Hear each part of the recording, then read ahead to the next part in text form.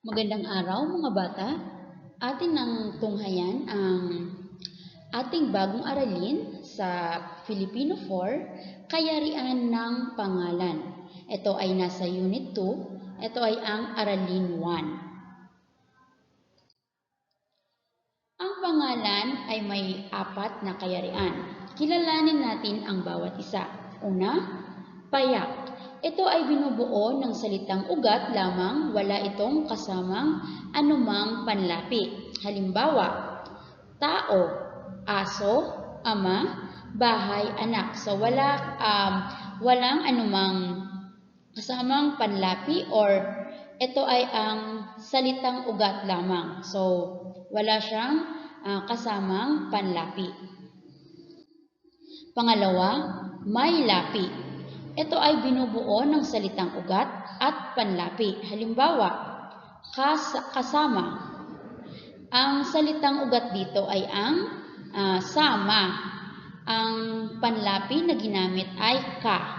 Kaya nabuo ang salitang kasama. So ito ay halimbawa sa may lapi. Isa pang halimbawa, kapamilya, kaibigan, kalooban. So, ang salitang ugat dito sa kapamilya ay pamilya. Ang salitang ginamit ay ang napanlapi ay ka. Katulad din sa kaibigan, kalooban. Opo? Okay. Pangatlo, inuulit. Ito ay nabubuo sa pag-uulit sa bahagi ng salita o ng buong salita. Halimbawa, pag-uulit na buo.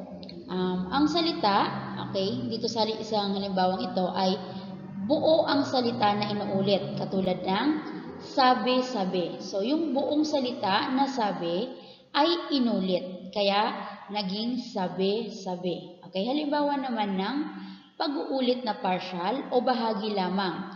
So, dito, bahagi lamang ng salita ang uulitin. Halimbawa, bali-balita. Okay, so yung bale ay ang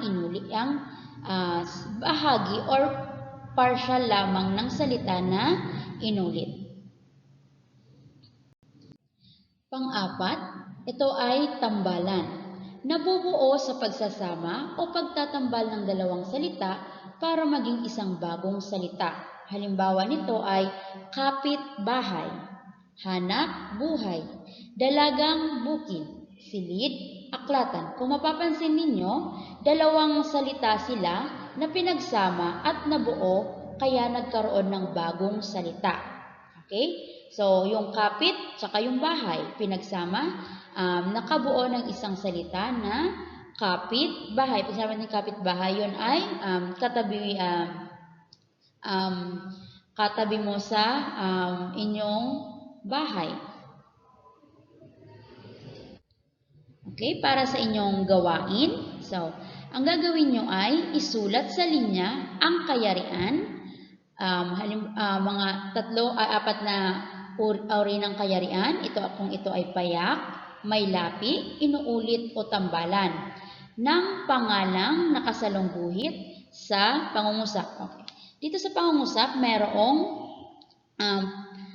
mga salita na may salungguhit. So, tutukuyin ninyo kung ito ay payak, may lapi, inuulit o tambalan. Isusulat ninyo ito sa patlang. Okay, narito ang inyong gawain para sa araw na ito. Yun lamang. Maraming salamat.